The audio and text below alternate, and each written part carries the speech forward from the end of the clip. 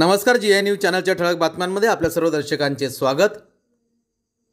महामार्गावर पांढरे पट्टे मारणाऱ्या वाहनाचा स्फोट, दुर्दैवाने कुठल्याही प्रकारची जीवितहानी नाही।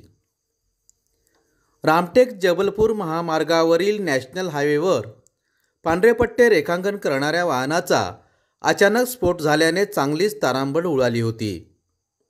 मात्र दुर्दैवाने यात कुठलीही जीवितहानी झाली नाही हे विशेष। नागपूर जबलपूर महामार्गावर चोरबाहुली परिसरात पांढऱ्या पट्ट्यांचे रेखांकन करणे सुरू होते। यावेळी काम सुरू असताना रेखांकन करणाऱ्या वाहनात भीषण स्फोट निर्माण झाला।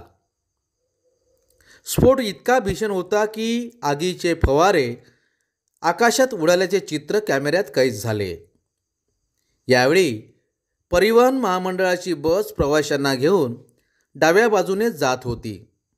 ही बस जर उजव्या बाजूने असती तर कदाचित मोठा अपघात घडला असता, परंतु यात कुठलीही जीवितहानी झाली नाही हे विशेष।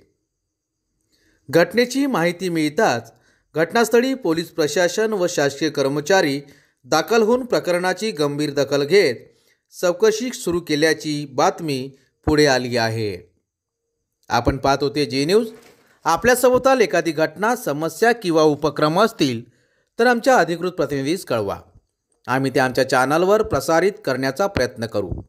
आपणास जर आमच्या बातम्यांचा नियमित अपडेट घ्यायचा असेल तर आत्ताच आमच्या चॅनलला लाईक, सबस्क्राईब व शेअर करा।